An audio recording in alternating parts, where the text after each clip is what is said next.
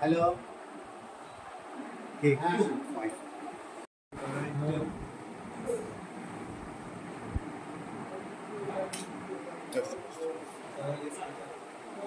মাকে একটু করাবো, মাই তুলে দেন, তুলে যান, তুলে রাখলে হবে না, একটু 7 মিনিট।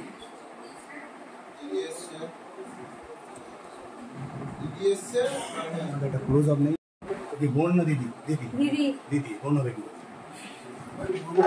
ঠিক আছে, অল্প করে দাও।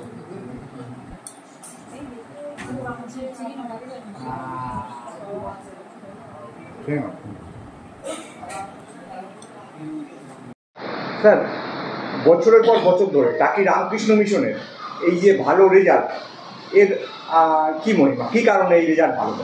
অ্যাকচুয়ালি দেখুন, শুধু টাকি রামকৃষ্ণ মিশন নয়, আমাদের রামকৃষ্ণ মঠ এবং মিশনের যে বিভিন্ন বিদ্যালয়গুলো আছে পশ্চিমবঙ্গে, প্রায় প্রত্যেকটি ক্ষেত্রেই প্রত্যেকটি বছরে রেজাল্ট খুব সুন্দর হয়। এর একটাই কারণ হচ্ছে আমাদের পঠন পাঠন যেগুলো, সেগুলো খুব দৃষ্টিনন্দনভাবে আমাদের লক্ষ্য রাখা হয়, যাতে ক্লাসগুলো ভালো হয়, যাতে পরিকাঠামো ভালো হয়, পরিবেশ ভালো হয়, ছেলেরা যাতে পরিষেবা পায়। মোটামুটি আমাদের যে নিয়ম অনুযায়ী, রুলস অনুযায়ী প্রত্যেকটা মিশনে একটা নিয়ম থাকে, সেই অনুযায়ী আমরা চলি এবং এইভাবে পরম্পরা বছরের পর বছর ধরে আমাদের এইভাবে রেজাল্ট হয়ে আসছে। টাকি রামকৃষ্ণ মিশন তার ব্যতিক্রমী নয়। স্যার, এবার কতজন পরীক্ষা দিয়েছিল এবং হায়েস্ট নাম্বার কত, এবং কতজন ভালো মানে প্রথম ডিভিশন দিয়ে? মোটামুটি আমাদের যে আশা ছিল, আশা পূরণ হয়েছে। আমরা আশাই করেছিলাম যে প্রথম 10-এর মধ্যে আমরা থাকব। তো আমাদের ছাত্র অঙ্কন মণ্ডল ও 690 পেয়ে 6ষ্ঠ স্থান অধিকার করেছে। এছাড়া সার্বিক বিচারে সকলেই খুব সুন্দর রেজাল্ট করেছে। টোটাল পরীক্ষা দিয়েছিল 87, সবাই উত্তীর্ণ হয়েছে। ফার্স্ট ডিভিশন 87-এর মধ্যে 85 পেয়েছে, আর 2জন ছাত্র পেয়েছে সেকেন্ড ডিভিশন পেয়েছে। স্যার, আপনার নাম? আমি এখানে 2 বছর 4 মাস হলে এখানে পোস্টিং আছে। এর আগে নরেন্দ্রপুর ছিলাম। আর আমার নাম স্বামী পূর্ণময়ানন্দ। যে এত ভালো রেজাল্ট এরকম একটা জায়গা থেকে কীভাবে সম্ভব? সম্ভব হলো পড়াশোনা করতে হবে এবং পরীক্ষায় ভালো করে লিখতে হবে, তাহলেই রেজাল্ট হবে। এছাড়া তো আর কিছু। পড়াশোনা করতে কত? আমি পড়াশোনা করতাম দিনে, তার নির্দিষ্ট কিছু ছিল না, আমার যখন মনে হতো তখনই পড়াশোনা করতাম, নির্দিষ্ট কোনো রুটিন ছিল না। পরীক্ষা দেওয়ার পরে কি আশা করেছিলেন? পরীক্ষা দেওয়ার পরে আশা করেছিলাম যে র্যাঙ্ক হবে, কি কত র্যাঙ্ক হবে তা তো বলা যায় না। এই 6th র্যাঙ্ক হওয়ায় তুমি কি খুশি? 6th র্যাঙ্ক হওয়ায় খুশি, তবে আমার পরিবার আশা করেছিল যে আরও ভালো রেজাল্ট হবে। তুমি কি আশা করেছো? আমি আশা করেছিলাম 680-র ওপরে নাম্বার হবে, সুতরাং আমার ক্ষেত্রে প্রত্যাশার নাম্বারটাই পেয়েছি। যারা নতুন সামনেবারে পরীক্ষা দেবে তাদের কি বলবে?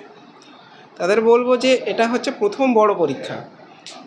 সারা পশ্চিমবঙ্গের ছাত্রছাত্রী এই পরীক্ষাটা দেয়, এই পরীক্ষাটার গুরুত্ব সবথেকে বেশি, তাই এই পরীক্ষাটাকে সর্বদা সিরিয়াসলি দেওয়ার চেষ্টা করতে হবে। কারণ এই পরীক্ষাটাই জীবনের ভবিষ্যতে তুমি কী পথে এগোবে, কী নিয়ে পড়াশোনা করবে এবং তোমার স্বপ্নের দিকে তোমাকে এগিয়ে যেতে সাহায্য করবে। ভবিষ্যতে কী নিয়ে পড়াশোনা করতে চাও আর কী হতে চাও? ভবিষ্যতে আমি পড়াশোনা করতে চাই সায়েন্স নিয়ে এবং ডাক্তার হতে চাই। সবাই ডাক্তার, কেউ সেনাবাহিনীতে যায় না। আমি বলছি যে এছাড়া কী আছে তোমার হবিটা কি? লাস্ট প্রশ্ন। হবি, আমি ক্রিকেট খেলতে ভালোবাসি, ক্রিকেট খেলা করি। হ্যাঁ, এবং গল্পের বইটাই পড়াশোনা করি, গেম খেলি ফোনে। ক্রিকেট কীরকম খেলো, মানে কতক্ষণ ক্রিকেট খেলো? এখন ছুটি থাকলে বেশি সময় খেলা হয়, ছুটি না থাকলে কম সময়। কোনো দিন প্রাইভেট পড়া থাকলে সেদিন হয় না। কতজন প্রাইভেট টিউটর ছিল? প্রাইভেট টিউটর ছিলেন 4 জন। বাবা মা কি সাহায্য করতেন পড়াশোনায় তো সাহায্য করতেন বলতে, বাবা মাই তো সব ক্ষেত্রে সাহায্য করেছে। বাবা তো স্কুল টিচার, সেক্ষেত্রে তুমি কী সাহায্য পেতে? বাবা স্কুল টিচার হলেও বাবা বলতেন যে পড়াশোনা নিজের কাছে, নিজের মতো করে পড়াশোনা করতে হবে। খুশি? হ্যাঁ, ছেলের রেজাল্টে আমরা খুশি হয়েছি। আমরা চাইছিলাম একটু ভালো রেজাল্ট করেছে তাতে আমরা খুশি হয়েছি। বরাবরই এরকম ছিল? বরাবরই ও এরকম ছিল, ছোটোবেলা থেকেই ও পড়াশোনার প্রতি একটু আগ্রহী এবং নিজের মতো করে নিজেই পড়াশোনা করতো। আমাদের সঙ্গে একটু আলোচনা করতো, আমরা যতটা পারি সহযোগিতা করতাম। ছোটবেলা থেকে রামকৃষ্ণ মিশন? না, ছোটোবেলায় পাশেই আমাদের চঞ্চলদার স্কুল শিশু বিতানে পড়াশোনা করতো, তারপরে ক্লাস 5 থেকে রামকৃষ্ণ মিশন, টাকি রামকৃষ্ণ মিশন। স্কুল শিক্ষক হিসেবে কিরকম সাহায্য করতেন? আমি ওকে সাহায্য বলতে ওর সঙ্গে আলোচনা করতাম, ও আমাকে বিভিন্ন ধরনের প্রশ্ন করতো, আমি যতটা উত্তর দিতে পারতাম, না দিতে পারলে ওর কাছ থেকেই শুনতাম যে উত্তরটা কী হবে তুই বল, বললে ও সেটা উত্তরটা বলতো। তার মানে ও অনেক কিছু প্রশ্নের উত্তর জেনেই আমার কাছে শুনতে চাইতো, তা সেইটা নিয়ে ওর সঙ্গে আলোচনা হতো, আলোচনার মাধ্যমেই ও শিখতো বেশি।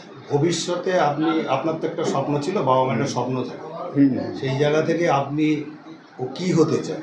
ও তো একটা তো বলে যায়। হ্যাঁ, না, আমরা গ্রামের মানুষ, আমার গ্রামের নাম হচ্ছে ভান্ডারখালি, ওদের পড়াশোনার সূত্রে এখানে চলে এসেছি। তো গ্রামে মানে এই চিকিৎসা ব্যবস্থার দিক থেকে খুবই পিছিয়ে আছে, তাই আমরা চাই যে ও ডাক্তারি পড়ে গ্রামের দিকে মানে যাতে মানুষের সেবা করতে পারে, সেরকম একটা আশা আছে আর কি। সেইটাই আপনার স্বপ্ন? হ্যাঁ, এটাই আমার। ছেলেকে কি বলবেন মানে চিকিৎসা করাতে এই গ্রামের, আপনি যেটা বুঝলেন, আপনি যে জায়গার থেকে এসেছেন সেই হ্যাঁ, ওইখানকার তো সেখানকার মানুষ নয়। ও গ্রামে গিয়ে না, ও গ্রামে যায়, ও গ্রামে গিয়ে থাকে, দাদার ওখানে থাকে এবং ওখানকার পরিস্থিতি ও দেখেছে, দেখে ওরও চিন্তাভাবনা সেরকম একই। আপনার নাম? আমার নাম অদিশ কুমার মণ্ডল। টাকি রামকৃষ্ণ মিশনের ছাত্র অঙ্কন মণ্ডল এবার মাধ্যমিকে 6th র্যাঙ্ক করেছেন। আপনি তার শিক্ষক হিসাবে তাকে কেমনভাবে দেখেছেন এবং এই ভালো রেজাল্টের জন্য তাকে কী বলবেন? ক্লাস 5 থেকে অঙ্কন মণ্ডল বরাবরই ফার্স্ট, এবং ওর এত সিনসিয়ার ছেলে, শিক্ষক মশাইরা যেটা বলতেন ও সেটা মনোযোগ দিয়ে করত। বিশেষ করে আমি ইতিহাসের টিচার হিসেবে তাকে বলতাম যে টেস্ট পেপারটা সলভ করতে, এবং ওর হাতের লেখায় এত ভালো যে সেটা মানে মুক্তঝরা লেখার মতো। ইতিহাসের মতো সাবজেক্টেও বরাবর 98-99% নাম্বার পেয়েছে, এবার মাধ্যমিকেও ও প্রায় 98% নাম্বার পেয়েছে। তো এইরকম সিনসিয়ার ছেলে একটা যে পজিশান পাবে এটা আমরা কল্পনা করেছিলাম, এবং সেই আশাটা আমাদের পূরণ হয়েছে।